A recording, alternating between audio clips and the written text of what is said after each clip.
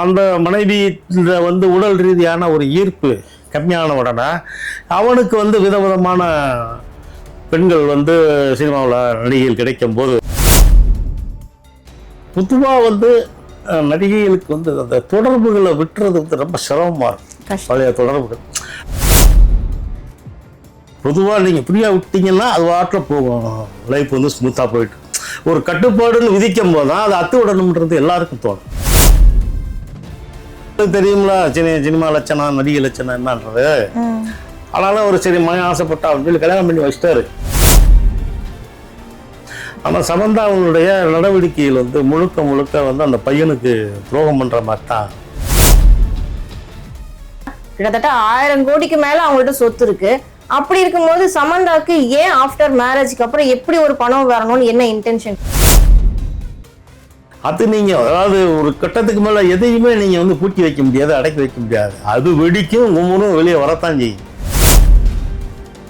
குறிப்பா அந்த சூப்பர் டீலக்ஸ்னு ஒரு படம், அதில் வந்து விபச்சாரியா நடித்த படம். அந்த படம் முழுக்க வந்து ஏறத்தாழ வந்து ஒரு முக்கால் நிர்வாணமான ஒரு பெட்ரூம் சீன் தான். ஆம்பளைக்கு இன்னொரு பொம்பளோட தொடர்பு அப்படின்னு விஷயத்த நீங்க தலைவர் போட்டீங்கன்னா ஈஸியா சொல்லி முடிஞ்சு வரும். தமிழ் நேயர்களுக்கு அன்பு வணக்கம். இன்னைக்கு நடந்துட்டு இருக்க சினிமா நிகழ்வுகளை பத்தி கேட்டு தெரிஞ்சுக்கலாம். மூத்த பத்திரிகையாளர் திரு பரமேஸ்வரன் சார் அவங்ககிட்ட. வணக்கம் சார். வணக்கம்மா. வணக்கம். நல்லா இருக்கீங்களா சார்? நல்லா இருக்கம்மா சார். இப்போ ரீசெண்டா இல்ல கொஞ்ச நாளாவே பாத்தீங்கன்னா நம்ம தமிழ் சினிமால ரொம்ப ஒரு சில விஷயங்கள் ரொம்ப நேருக்கு மாறா நடந்துட்டு இருக்கு. இப்போ ஒரு ரசிகர்னு பாத்தீங்கன்னா அவங்களுக்கு ரோல் மாடலா யார் எடுத்துப்பாங்க? அந்த ஹீரோவோ ஹீரோயினோ அவங்க லைஃப் ஸ்டைல தான் எடுத்துட்டு இருப்பாங்க. ஆனா இப்ப இருக்க சினிமா ஃபீல்டுல பாத்தீங்கன்னா எல்லாரோட லைஃபுமே அப்படியே நெகட்டிவா வந்துட்டு இருக்கு. பிடிச்சா சேர்ந்து வாழ்றாங்க, பிடிக்கலன்னா உடனே டிவோர்ஸ்க்கு அப்ளை பண்ணிடுறாங்க. இப்ப ரீசெண்டா கூட பாத்தீங்கன்னா நிறைய சூப்பர் என்ன சொல்றது, நிறைய ஹீரோஸோட லைஃப் எல்லாம் பாத்தீங்கன்னா டிவோர்ஸ்ல வந்துட்டு இருக்கு. ஃபார் எக்ஸாம்பிள் ஜெயம் ரவி, ஆர்த்தி, தனுஷ், ஐஸ்வர்யா, நாக சைதன்யா, சமந்தா, அதுக்கப்புறம் ஜிவி பிரகாஷ், அவங்க சைந்தவி. இந்த வரிசையில பாத்தீங்கன்னா ஏன் எல்லாருமே பிடிக்கல உடனே டிவோர்ஸ் அப்படிங்கிற இது வந்து ரசிகர்களுக்கு ஒரு நெகட்டிவ் தாட்ஸ் தானே கொடுக்கும். இப்ப இருக்க ஜென்ரேஷனுக்குலாம் வந்துட்டு ஒரு நெகட்டிவான தாட்ஸ் தானே கொடுக்கும். பொறுமை இல்லையா? லைஃப்ல வாழ்றதுக்கு பொறுமை இல்லையா? இல்ல இது என்ன தப்பு, எங்க நடக்குது, இது எதனால இப்படி ஒரு சம்பவம்? எல்லாருமா இதுல வந்து பொறுமை அப்படின்றத விட பொதுவாக சினிமா நடிகர் தம்பதிகள், அது நடிகர் ஹீரோ வந்து ஹீரோயினை கல்யாணம் பண்ணுவார், ஒரு கேமராமேன் வந்து ஹீரோயின் ஆசைப்பட்டு கல்யாணம் பண்ணுவார், ஒரு ப்ரொடியூசர் ஹீரோயின் ஆசைப்பட்டு கல்யாணம் பண்ணுவார், ஒரு ஹீரோயின் வந்து ஒரு ஹீரோ வந்து ஆசைப்பட்டு கல்யாணம் பண்ணோம். இதே தான் எல்லாருமே அவங்களுடைய இதை பொறுத்து தான். என்ன அப்படின்னு கேட்டிங்கன்னா பொதுவாக நடிகனுக்கு என்னன்னா அவள் வந்து அந்த நடிகையாக இருக்கப்பட்ட வந்து தன்னை கல்யாணம் பண்ணுறதுக்கு முன்னால் எப்படி வேணாலும் இருந்துட்டு போட்டோம், நம்மள்கிட்ட வரும்போது ஒழுக்கமாக நேர்மையாக உண்மையாக நம்பிக்கையாக இருக்கணும் அப்படின்னு நினைப்பான். பிறகு என்னன்னா அவனுக்கு பழக்க வழக்கம், அந்த மனைவி வந்து உடல் ரீதியான ஒரு ஈர்ப்பு கம்மியான உடனே அவனுக்கு வந்து விதவிதமான பெண்கள் வந்து சினிமாவில் நடிகைகள் கிடைக்கும் போது அப்போ அந்த ஈர்ப்பு குறையும். அந்த ஒரு கல்யாணமானா இப்போ பொதுவாகவே கல்யாணம் ஆகி குழந்தை பிறந்த பிறகு பெண்களுடைய உடல் அப்படின்றது உடல் அமைப்பு அந்த இதெல்லாம் வந்து மாறுறதுன்றது எல்லாருமே இயற்கையான விஷயம்தான். ஆனால் அவனுக்கு வந்து புதுசாக ஒரு சுவை தேடும் போது அப்போ நீங்கள் மனைவி மேலே வந்து ஒரு ஈர்ப்பு குறையுது. இது ஒரு வகையான விவாகரத்துக்கு உண்டான ஒரு இது. அதே நேரம் அந்த நடிகையாக இருக்கும்போது ஒரு இதாக உட்காந்து ஒரு தன்மானத்தோட உட்காந்து தன்னுடைய சம்பாத்தியம், தன்னுடைய ஒரு உழைப்பு, தன்னுடைய சொத்து, தன்னுடைய வீடு அப்படின்னு பழக்கப்பட்ட அந்த நடிகை இவனுக்கு வந்து நீ மனைவியாக வாய்த்த உடனே அப்போ அது வந்து சில சுதந்திரங்களையும் இழக்குது. ஒரு கட்டுப்பாடை வந்து அவன் விதிக்கிறான். அவங்க பொதுவாக நடிகைகள் வந்து நீங்கள் ஒரு நல்லா ஷூட்டிங்னால ஒரு கடுமையாக உழைக்கக்கூடிய எல்லாருமே உழைப்பில் வந்து நம்ம யாரையும் நம்ம குறை சொல்லலாம். சில பழக்க வழக்கம் இருக்கு இல்லையா, ஸ்டார் ஹோட்டல்கள், பார்கள், அப்போ அவங்களுடைய நடிகைகளுடைய நட்பு வட்டாரங்கள், இப்போ நடிகைகளுக்கு தொடர்பு ஏற்படுத்தி கொடுக்கறதுக்குன்னு சில பேர் இருப்பான் சினிமாக்களில். அந்த மாதிரி ஆட்கள்லாம் உண்டு. ஏன்னா நீங்கள் நடிப்புன்றது ஒரு படத்துக்கு நீங்கள் இப்போத்தானே உங்களுக்கு 50 லட்சம் 60 லட்சம்ன்ற விஷயம் அது இந்த எல்லா நடிகைக்கும் கிடையாது இல்லையா. டாப் மோஸ்ட்ல யார் இருக்காங்களோ அவங்களுக்கு தான் 1 கோடி 2 கோடின்றது. மேக்சிமம் நயன்தாராவுக்கு 4 கோடி அப்படிங்கிறான். அப்புறம் மற்ற நடிகர்களுக்குலாம் நீங்கள் வந்து ஒரு 25 ரூபா 30 ரூபா சம்பளம் கொடுப்பான். இப்போதைக்கு உள்ளது 25 ரூபான்றது கூட அதிகம் தான், எல்லா நடிகர்களும் கிடையாது. அப்போ அதை மீறி வந்து நீங்கள் வருமானத்திற்குன்னு சில வழிகள் வந்து போய் ஆகணும், சில ரூட்டுகளில் வந்து பயணிக்கணும். அந்த ரூட்டுகளை பயணித்து அந்த ரூட்டுகளை காமிச்சு கொடுக்கறதுக்குன்னு சில பேர் இருப்பான். அப்படி போகும்போது அப்போ அந்த தாராளமாக செலவு பண்ணி அந்த நடிகைக்கு இப்போ ஒரு பழக்கம் வந்துடும். அது நினச்சா ஒரு ஃப்ரீயாக செலவழிக்கலாம் இல்லையா. அது எங்கே வேணாலும் ஸ்டார் ஹோட்டலுக்கு போகலாம், ஒரு பாருக்கு போகலாம், ஒரு பிடிச்ச வெளிநாட்டுக்கு போகலாம், ஃப்ரீடமாக இருக்கலாம். எல்லாம் ஃப்ரீடமாக செலவழித்து பழகும்போது நீங்கள் இவனுக்கு பொட்டாட்டி ஆன உடனே எல்லாமே வந்து அவன் கட்டுப்படுத்துவான். அப்படி கட்டுப்படுத்தும் போது பொதுவாக நீங்கள் ஃப்ரீயாக விட்டீங்கன்னா அது வாட்டில் போகும், லைஃப் வந்து ஸ்மூத்தாக போயிட்டு. ஒரு கட்டுப்பாடுன்னு விதிக்கும் போது தான் அது அத்து விடணுன்றது எல்லாருக்கும் தோணும். அது ஆணாக இருக்கட்டும் பெண்ணாக இருக்கட்டும், நீ கட்டுப்பாடு விதிக்கத்தான் அதை அத்து விடணும் அப்படின்ற எல்லாருக்கும் தோணும், அது அறுத்தெறியணும் அப்படின்னு. அப்படி தான் நடிகைகளுக்கு வந்து சில பழக்க வழக்கங்களை பழைய தொடர்புகளை வந்து சில பேருக்கு விட முடியாது. அதுவும் உண்மை. நீங்கள் ஒருத்தனுக்கு வாக்கப்பட்டு போயிட்டீங்க அப்படின்னா அவனுக்கு விசுவாசமாக இருக்கணும், அவனுக்கு ஒரு பிள்ளை பிறந்தோன்னு அதை பார்த்துக்குருவோம் அப்படின்ற மாதிரி ஒரு மனநிலையில் செட் ஆகி போகிற நடிகைகள் உண்டு. ஒரு நீங்கள் கல்யாண வயசில் ஆம்பளை பிள்ளையோ பொம்பளை பிள்ளையோ வந்த பிறகு கூட நீங்கள் பழைய தொடர்புகளை வந்து அப்படி கண்டினியூ பண்ணீங்கன்னா அப்புறம் அவன் சும்மா இருக்க மாட்டான். அதனால தான் சில தம்பதிகள் வந்து குழந்தை இப்போ ஐஸ்வர்யா ரஜினி, ஐஸ்வர்யா தனுஷ் வந்து 13 வயசு 14 வயசு ஆச்சு, பிள்ளைகளுக்கு பெரிய தலை எடுத்துருச்சு பிள்ளைகள்லாம். அதற்கு பிறகு விவாகரத்து வருது. அப்படிங்கும்போது அங்கே வந்து நீங்கள் வந்து தனுஷ் ஐஸ்வர்யா விவாகரத்தில் வந்து ஈகோ பிரச்சனை பெரும் பிரச்சனை. இது அங்கே ஈகோ தான் வேற எந்த இதில் வந்து ஈகோ ப்ளஸ் தனுஷனுடைய நடவடிக்கைகள். அவர் வந்து சில அப்பயே அவர் மேல ஒரு எப்பயுமே வந்து தனுஷை சுத்தி ஒரு சர்ச்சைகள் ஓடிட்டே இருக்கும். அவர் நாயகன் கூட ஒரு பேர். ஆமா ஆமா, அவரு கொஞ்சம் சொகாலி அப்படின்ட்டு அவர் மேல ஒரு சர்ச்சை உண்டு. இதுல வந்து மெயினா வந்து கருதப்பட்டது வந்து இது வந்து ஈகோ பிரச்சனை தான் பெரும் பிரச்சனை. ஏன்னா ஐஸ்வர்யான்றது யார் என்ற உலகத்துக்கே தெரியும், மிகப்பெரிய சூப்பர் ஸ்டார், ரஜினியுடைய பொண்ணு, பல 100 கோடிகளுக்கு சொந்த அதிபதி அப்படின்றாங்க. அங்கே வந்து ஈகோ ஃபஸ்ட்டு அந்த அடிபட்டுச்சு, அங்கே உள்ள நுழைஞ்சது. அதன் பிறகு சில தனுஷனுடைய பெண் தொடர்புகள் இதெல்லாம் தெரிஞ்சோம்னா ஒரு சில வந்துச்சு. இப்போ 14 வயசு 15 வயசு ஆனவொன்னா ஆகுது. அதே மாதிரி தான் உங்களுக்கு ஜிவி பிரகாஷ் சைந்தவி. ஜிவி பிரகாஷ் டோட்டலாக ப்ளே பை தான். ஆமாம், அதனுடைய ஒரு கட்டத்துக்கு மேலே சொல்லி அந்த பொண்ணு ரொம்ப நொந்து போய்த்தான் வந்து ஆனது. அதே மாதிரி ஜெயம் ரவி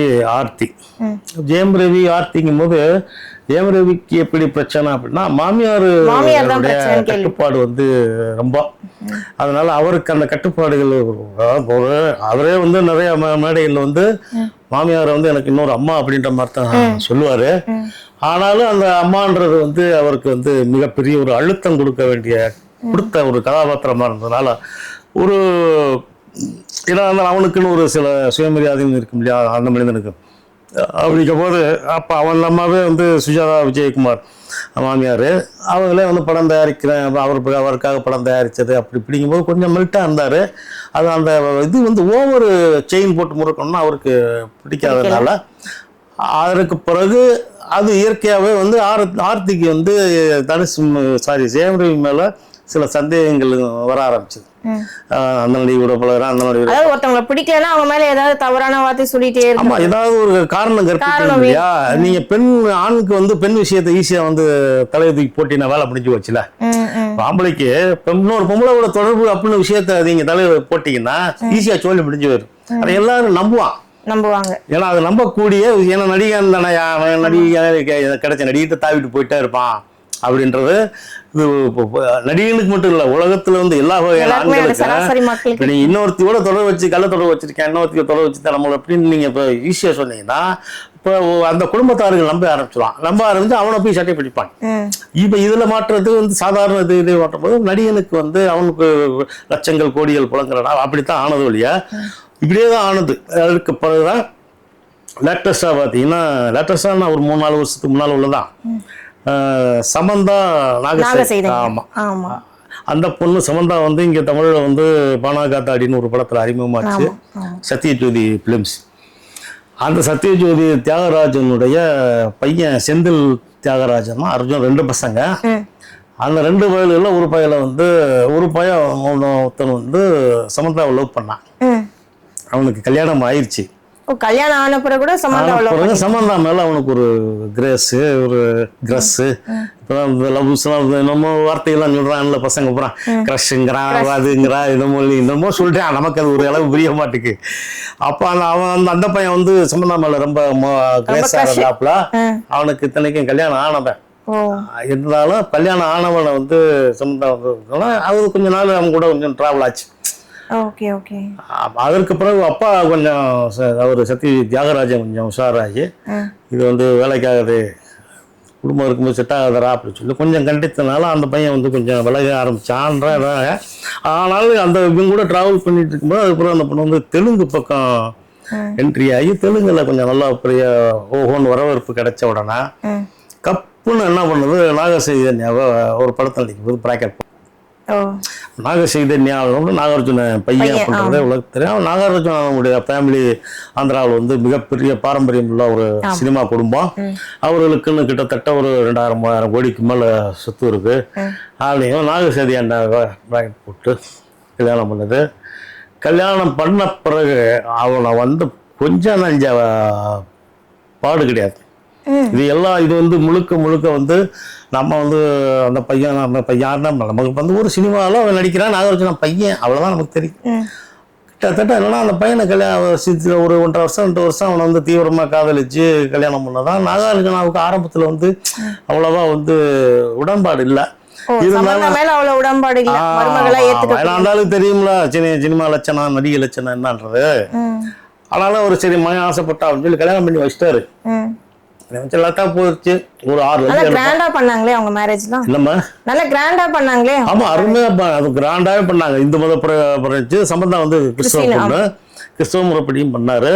அவங்க இந்து மத பிள்ளைலாம் கிராமம்னா கோவாலயே அங்கே பெரிய அளவில் இதெல்லாம் வந்து இப்போ பண்ணை வீடெல்லாம் வாங்கி கொடுத்தாரு. கோவாவில் வீடு, ஹைதராபாத் அந்த சினிமா புள்ளிகள் இருக்கிற பணக்கார ஏரியாக்களில் வீடு, அப்புறம் சொகுசாக தான் வச்சுருந்தார்.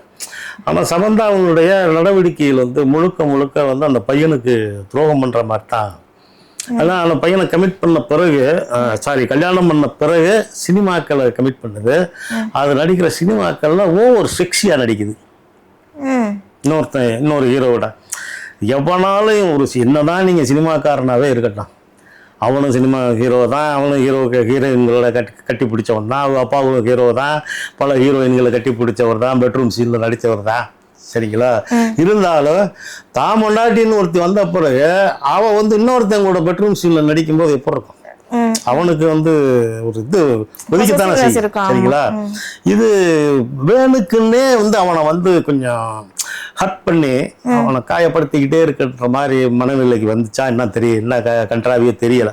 நிறைய இது ஏன் இப்போ ஸ்டார்டிங்ல அவங்க லவ் பண்ணும்போது நல்லா ஸ்மூத்தா தானே போச்சு, மேரேஜ் வரைக்கும் போயிட்டாங்க. மேரேஜுக்கு அப்புறம் ஏன் அந்த சம்பந்தம் இந்த மாதிரி நடந்துக்கணும்? அதுதான் என்ன காரணம்? அதுதான் நம்ம சொல்ல. இப்போ நான் அந்த பொதுவாக ஹீரோனுக்கு வந்து சில வெளி பழக்க வழக்கங்களை ஏற்படுத்தி கொடுக்கறதுக்குன்னு சில தொடர்பாளர்கள் இருக்காங்க. அதை வந்து நம்ம அந்த வார்த்தையை வந்து நம்ம கொச்சியா சொல்ல முடியாது. தொடர்பாளர்கள் அப்படின்னா உங்களுக்கு புரிஞ்சிடும். வருமானம் வர்ற வழிகளை ஏற்படுத்தி தர்ற தொடர்பாளர்கள். அவன் வந்து உங்களுக்கு இப்போ சமந்தாவை பொறுத்தளவு அந்த தொடர்பாளர் 2 பேர் இருக்கான். ஆந்திராவில் ஒருத்தான், மும்பையில் ஒருத்தான். இவங்க தான் வந்து சில ரூட்டுகளை பிடிச்சி கொடுப்பான். அந்த தொடர்புகள் வந்து அதெல்லாம் விட முடியல. ரைட். ஏன்னா அவன் அது ஒரு பக்கம் வந்து வருமானம் கொட்டிக்கிட்டே வந்துகிட்டே இருக்கும். அப்போது இந்த பொண்ணு வந்து சினிமாவில். ஸோ இப்போ இந்த இடத்துல ஒரு கேள்வி. அவங்க கல்யாணம் பண்ணிட்டு இருக்க குடும்பம் வந்து பரம்பரையா பணக்காரவங்க, சினிமா ஃபீல்டை சேர்ந்தவங்க, கிட்டத்தட்ட 1000 கோடிக்கு மேல அவங்கள்ட்ட சொத்து இருக்கு. அப்படி இருக்கும்போது சமந்தாக்கு ஏன் ஆஃப்டர் மேரேஜ்க்கு அப்புறம் எப்படி ஒரு பணம் வரணும்னு என்ன இன்டென்ஷன் இருக்கு? இல்ல அது என்ன ஃபுல்லாவே இந்த குடும்பத்தோட செட்டில் ஆயிடும், அவங்களும் நல்லா தானே போய் வச்சுக்க போறாங்க. நீங்க சொத்துக்களா வந்து நீங்க அவ்வளவா வந்து நாகார்ஜுன வந்து அவ்வளோ வந்து வெளியெல்லாம் வைக்கல சமந்தாவுக்கு. சரிங்களா?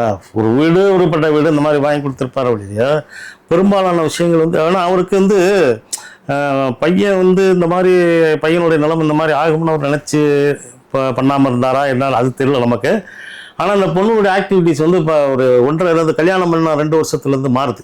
நீங்க ஒரு தரப்பு மேலதான் குற்றம் சொல்லிட்டு இருக்கே இருக்க மாதிரி இருக்கு. நீங்க சம்பந்தா மேலேயே நீங்க குற்றங்கள் சொன்னீங்க. நாக சைதன்யாக்கு இதெல்லாம் தெரியாதா? அவரு கேரக்டர் கரெக்டா?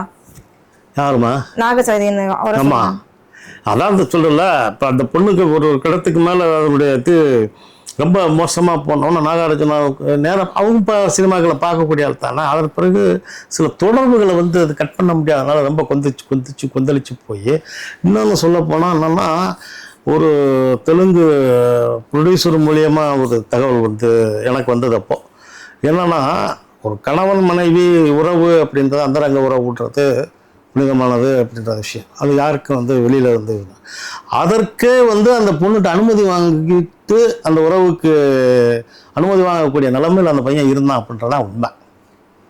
இதெல்லாம் வந்து யார்கிட்ட சொல்ல முடியாம, அதனால் அதெல்லாம் வந்து வெடிச்சு ஒரு வேறு வழியே இல்லை அப்படின்ற மாதிரி சொன்னால், இதுவே வந்து அந்த விவாகரத்துக்கு தேவையான காரணங்களை இதுவே உருவாக்கிடுச்சு. ஓரளவுக்கு நமக்கு சொத்து நம்ம கைக்கு வந்துருச்சுன்னு நினச்சா என்னன்னு தெரியல. ஆனால் அதற்கு பிறகு வந்து அப்போ டைவர்ஸுக்கு போய் அப்புறம் எல்லாம் முடிஞ்சு போனோம். பெரிய அளவில் இது ஃபர்ஸ்ட் யார் தரப்புல அப்ளை பண்ணாங்க சார்? எழுதி வைக்கிறதா நாகார்ஜுனா வந்து எழுதி கொடுக்குறதா இருக்கும். அவர் தரப்புல தான் முதல்ல அந்த பொண்ணு வந்து வேணான்னு மறுத்துட்டுதாவா. பெரிய அளவு வீரத்தமிழச்சி அப்படி இப்படின்னு சில பேர் போட்டு உடுக்கடிச்சாங்க. சொத்தை எழுத வீரத்தமிழச்சி, என்ன வீரத்தமிழச்சி விளக்கண தமிழச்சி உனக்கு. சார் இன்னைக்கு வரைக்கும் சமந்தாக்குன்னு ஒரு ஃபேன் கிளப்பே இருக்கே சார். நிறைய பேர் சமந்தாக்கு தமிழ்நாட்டுல ஆல் ஓவர் அவங்களுக்கு பயங்கர ஃபேன்ஸ் எல்லாம் இருக்காங்க. எல்லாமே இருக்குமா ஃபேன்ஸ்னு? யாருக்கு தான் எல்லாமே இருக்கு. நீங்க இப்ப பாத்தீங்கன்னா நீங்க சம்பந்தா மேலதான் இவ்வளவு குற்றச்சாட்டு சொல்றீங்க. யாரும் இது வரைக்கும் யாரும் அப்படி சொன்னது இல்ல. அண்ட் நீங்க நாக சைதன்யா வந்து எதுவுமே பண்ணல செய்யல, அவர் மேல எந்த குற்றமும் இல்ல, அவர் நல்லவர்ன்ற மாதிரி சொல்றீங்க. இல்ல முழுக்க வந்து நீங்க அதுக்காக வந்து நடிகை அப்படின்றக்காக நம்ம அவரும் நடிகர் தானே. ஆமா நடிகர். அவரும் நடிக்க கூட தன்னோட சேர்ந்து நடிக்கக்கூடிய நடிகை கிட்ட க்ளோஸா தான் நடிச்சிருக்காங்க. நீங்க வெளியே வந்திருக்கணும்ல. இதே சம்பந்தா அந்த குற்றச்சாட்டை வந்து நீங்க சம்பந்தா சொல்லியிருக்கணுமா இல்லையா? சம்பந்தா சொல்லாட்டா கூட சம்பந்தா மூலியமா ஒரு நடிகை விட்டு சொல்லியிருக்கலாம்ல. அந்த மாதிரி செய்திகள் வரணுமா? நம்மளாம் முதல்ல தான் வந்து செய்திகள் வர்றதுக்கு நம்மளுக்கு செய்திகள் தெரியறதுக்கு லேட்டாக இப்பதான் தட்னா வந்து நீங்க அதை யோசிக்கணும். அதுக்காக அந்த பையன் வந்து நம்ம அக்காவை வந்து நம்ம முழுக்க 100% யோக்கியமானவன் நம்ம சொல்ல வரலாம். இருந்தாலும் ரெண்டு பேருமே ஒரே ஃபீல்டு, ரெண்டு பேருமே ஒரே ட்ராக்ல போறாங்க. இந்த பிள்ளைய கல்யாணம் பண்ண பிறகு அவன் எப்படி இருந்தான் நம்ம பார்க்கணும்ல. அவனை பற்றின செய்தி நம்ம யோசிக்கணும்ல. அவனை பற்றின செய்தி வெளியே வந்துச்சா, அந்த நடிகையோட போனா வச்சான், அவங்கள பழகினான், அங்கே வெளிநாட்டில் சுத்தினா அப்படிங்கிற. ஆனால் நீங்க சம்பந்தாவை பத்தி முழுக்க ஒருவேளை அவங்க அப்பா மறைச்சிருக்காங்க. தன்னோட செல்வாக்கை பயன்படுத்தி தன்னோட மகனோட பேர் வெளில வரக்கூடாது, அந்த பொண்ணு மேலதான் தவறு வரும்னு சொல்லி அப்படி அப்படிலாம் தடுத்துட முடியாதுமா. இப்போ உள்ள மீடியாவை வந்து நீங்க அப்பெல்லாம் தடுத்துட முடியாது. எத்தனை மீடியாவை நீங்க தடுப்பீங்க சொல்லுங்க? இப்போ நாகார்ஜுனா வேண்டப்பட்ட ஒரு மீடியா 10 மீடியா இருக்குமா ஆந்திராவில்? இப்போ எந்த ஒரு செய்தியா இருந்தாலும் அவர் தன்னோட செல்வாக்க வச்சு பயன்படுத்திருக்காங்க. அப்படியே அம்பட்டு ஆந்திராவில் இருக்கிற அம்பட்டு இந்தியாவில் இருக்கிற அம்பட்டு மீடியாவுமா நீங்க விலைக்கு வாங்குவியா? அப்படிலாம் கிடையாது. அது நீங்க அதாவது ஒரு கட்டத்துக்கு மேல எதையுமே நீங்க வந்து பூட்டி வைக்க முடியாது, அடக்கி வைக்க முடியாது. அது வெடிக்கும், ஒவ்வொன்றும் வெளியே வரத்தான் செய்யும். அதனால நீங்க எவ்வளவு மீடியாவை தான் நீங்க கைக்கு அவ்வளவு பெரிய வந்து அவரு நாகார்ஜுனா வந்து அப்பாட்டக்கிறா. அவரு நாகார்ஜுனா சொல்லி கேட்கிறவன் வந்து அப்படியா இருப்பான்? அப்படியெல்லாம் நீங்கள் ஒரு பேர் 2 பேர் இப்போ அவருக்கு தெரிஞ்சதுக்காக வந்து செய்தியை வந்து போடாமல் இருப்பானோ இல்லையா? இப்போ ஒருத்தன் போல இன்னொருத்தன் போடுவான்ல. ஆனால் அதுக்காக நீங்கள் சமந்தாவை வந்து குறி வச்சு அடிக்கிறாங்க அப்படிங்கும்போது எதுக்கு இந்த சமந்தாவுக்கு அவங்க பங்காளி சேர்த்த இதாக இருக்க போகுது. அது வந்து எக்ஸ்போஸ் ஆகுது, தானாக ஆகுது. குறிப்பாக அந்த சூப்பர் டீலக்ஸ்னு ஒரு படம், அதில் வந்து விபச்சாரியா நடித்த படம். அந்த படம் புஷ்பா படத்துல கூட அந்த சாங்ஸ்ல ரொம்ப நல்லா முழுக்க வந்து ஏறத்தாழ வந்து ஒரு முக்கால் நிர்வாணமான ஒரு பெட்ரூம் சீன் தான். அதெல்லாம் வந்து ஒரு கட்டின புருஷன், தாலி கட்டின புருஷன் அவனால பார்க்க முடியுமா? இல்ல, இது டிவோர்ஸ்க்கு அப்புறமா தான், அதாவது டிவோர்ஸ்க்கு அப்ளை பண்றோம்னு சொன்ன பிறகுதான் அவங்க அப்படி நடிச்சிருக்காங்க. ஆமா, அப்போ அதுக்கு முன்னாடி அவங்க இந்த மாதிரி நடிக்கலையே. இதெல்லாம் கமிட் ஆகி நடிச்ச படம் தானே அவங்களுக்கு. மொத்தமே 3 வருஷம் தான் நம்ம வாழ்ந்திருக்கு. அவங்க 2017, 18 ஆகி 2-3 வருஷம் தான் நம்ம அவங்களுக்கு. அதன் பிறகு அவனுடைய போக்குவரத்தெல்லாம் அவன் பார்க்கணும்ல. அவன் வெளிநாட்டுக்கு போகிறது வர்றது அப்படிங்கும்போது நிறையா, அதாவது நம்ம வந்து இன்னும் இது பொதுவாக வந்து நடிகைகளுக்கு வந்து அந்த தொடர்புகளை விட்டுறது வந்து ரொம்ப சிரமமாக இருக்கும், பழைய தொடர்புகள். அதனால தான் அதுக்கு வந்து இந்த மயோசிட்டிஸ் நோயெல்லாம் வந்து பெரிய அளவில் பாதிக்கப்பட்டு சினிமா சந்தர்ப்பங்கள்லாம் வந்து நிறைய கை நழுவி போய் இப்போ அதனுடைய இது மெடிடேஷன் கிளாஸ்லாம் கூட பர்சனலா போறாங்க. இப்போ அதன் பிறகு எல்லாம் முறையாக அறிவிச்ச பிறகு இப்போ சோபிதா துலிபாலா அப்படின்னு ஒரு நடிகை மும்பை பேஸ் பண்ணி மும்பை பேஸ் பண்ணி நடிக்கிறது. அது இப்போ ஹைதராபாத்தில் தான் இருக்குது. இப்போ அந்த பொண்ணோட சமீபத்தில் ஒரு என்கேஜ்மெண்ட் பண்ணிருக்காங்க. 15-20 நாளைக்கு முன்னால ஒரு நிச்சயத்தை நடந்து நல்லபடியாக நடந்துருச்சு. இந்த கல்யாணம் இதுவும் சேம் ஃபீல்டு தானே, இவங்க சோபியாவும் இப்போ நான் சேம் ஃபீல்டில் தானே இப்போ மேரேஜ் பண்ணி. இந்த லைஃப் எப்படி இருக்கும்? ஆமாம், இந்த லைஃப் நல்லா இருக்கணும், நல்லா இருக்கட்டும் தான் நினைக்கிறேன். என்ன பாருங்க, நம்ம பொதுவாக யாருடைய சினிமாலாம் நமக்கு எப்பயுமே நமக்கு இலக்காரம் கிடையாது. யாரு மேலேயும் நமக்கு இலக்காரமோ, எந்த தொழிலாக இருந்தாலும், நேரமான தொழில் எந்த தொழிலாக இருந்தாலும், உழைப்பை கொடுக்குற எந்த தொழிலாக இருந்தாலும் நம்ம மதிக்கக்கூடிய ஆள் தான். அதுக்காக நடிகைகளுடைய எல்லா நடவடிக்கைகளையும் வந்து நம்ம ஆதரிச்சிட முடியாது, ரைட்டுங்களா? அது மாதிரி இப்போ சோபிதா துலிபாலாவுக்கும் நாகசேனாவுக்கும் நிச்சயத்தை நடந்து 15 நாளைக்கு முன்னால் நடந்திருக்கு. அது நல்லபடியாக அந்த அவங்க கல்யாணம் பண்ணி வாழ்க்கை வந்து திருமண வாழ்க்கை வந்து வெற்றிகரமாக தொடரணும் அப்படின்றதான் நம்ம ஆசை.